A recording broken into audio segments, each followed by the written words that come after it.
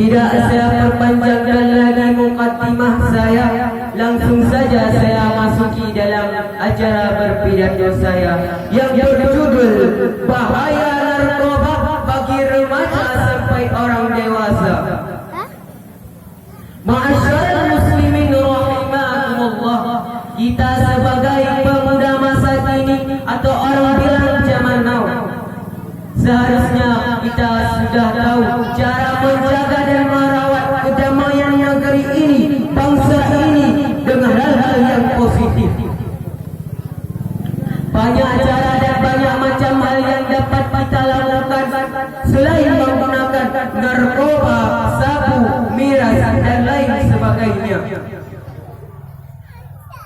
Sekarang kita sebagai seorang muslim, kita sudah tahu bahawa alkohol itu ataupun khamar diharamkan sebagaimana yang dijelaskan dalam surah Al-Maidah ayat 90 yang artinya, hai orang-orang yang beriman, sesungguhnya meminum khamar, berjudi, berkorban untuk berhala, mengundi nasib dengan panah merupakan perbuatan syaitan.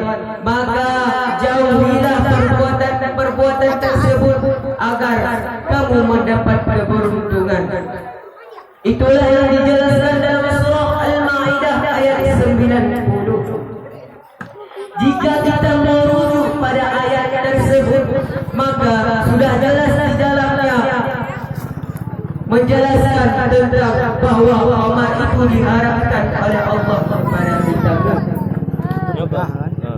Masyaallah muslimin rahimakumullah, mengapa Allah mengharamkan khamar bagi kita?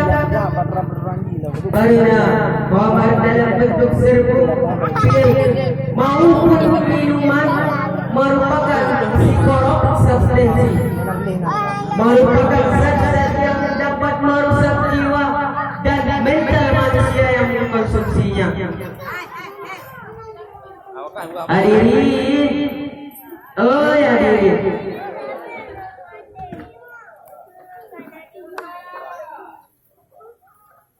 ma'asyiral muslimin rahimakumullah, jika kita memakai narkoba, berat badan kita akan terus menurun. Dari awalnya gemuk jadi cempreng. Selain itu, akal dan mental kita juga ikut rusak bersamaan dengan khamar yang masuk ke dalam tubuh kita.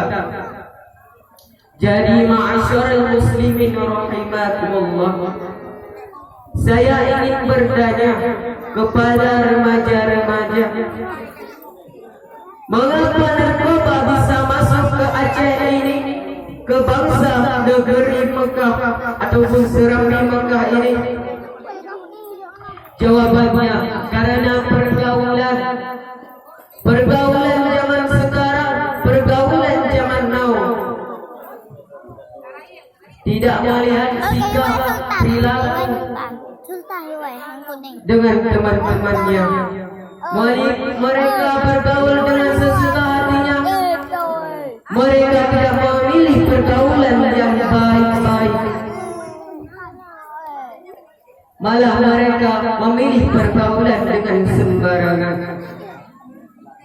Ma'asyiral muslimin rahimakumullah, seorang pemuda pecandu narkoba bukan memiliki mental pelopor, tapi memiliki mental pengekor.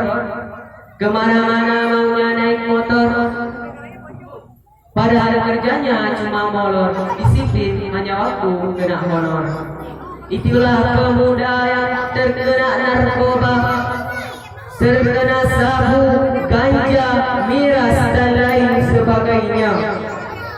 Dapat merusak mental mereka, akal mereka, bahkan orang tua mereka tidak dikenali lagi. Ma'asyiral muslimin rahimakumullah yang dirahmati oleh Allah, masalah penyalahgunaan narkoba ini merupakan bukan masalah baru yang kita hadapi. Masalah ini adalah masalah lama Oleh karena itu kita harus mewaspadai sekecil apapun celah-celah untuk mewaspadai kita semua.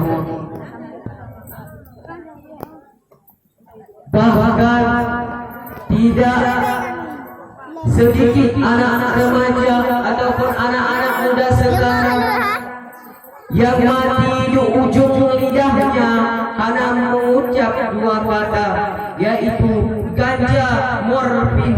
Ganja morfin, merintih memohon kepada ganja dan morfin sampai dia mati tanpa iman. Na'udzubillahi min dzalik. Ma'asyiral muslimin rahimakumullah.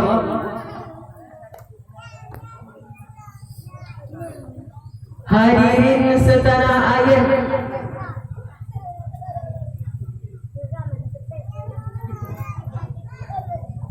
kita sebagai pemuda masa kini harus menjaga pergaulan yang ketat, karena negeri kita ini bukan negeri sembarangan. Negeri kita ini negeri serambi Mekah. Negeri serambi Mekah. Ma'asyiral muslimin rahimakumullah. Narkoba itu sangat berbahaya bagi kita dan diharamkan oleh Allah Subhanahu wa taala kepada kita. Narkoba itu adalah bahan-bahan yang dilarang digunakan di dalam Aceh maupun seluruh Indonesia. Baik apa pidato biasa? Hadirin, hadirin,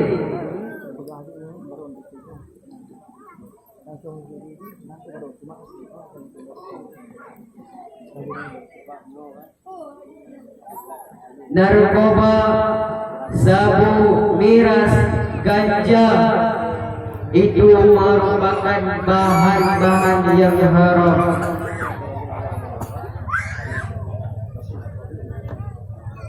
Bahan-bahan yang dapat merusak otak kita, akal, pikiran, serta tubuh kita. Jika orang yang menggunakan narkoba tersebut tidak mempunyai uang lagi untuk membeli sabu misalnya, bahkan dia bisa membakar rumahnya sendiri karena tidak mempunyai uang. Bahkan orang tuanya pun tidak dianggap lagi. Dia tidak mengenali orang tuanya.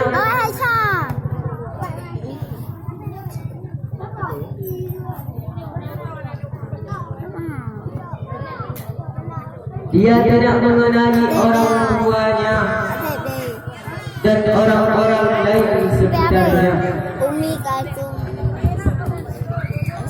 Sekian pidato singkat dari saya. Lebih dan kurang saya mohon maaf. Mungkin ada tutur kata saya yang salah. Mohon dimaafkan karena saya masih dalam tahap pembelajaran. Saya akhiri dengan sebuah pantun. Kitab suci namanya Mushaf.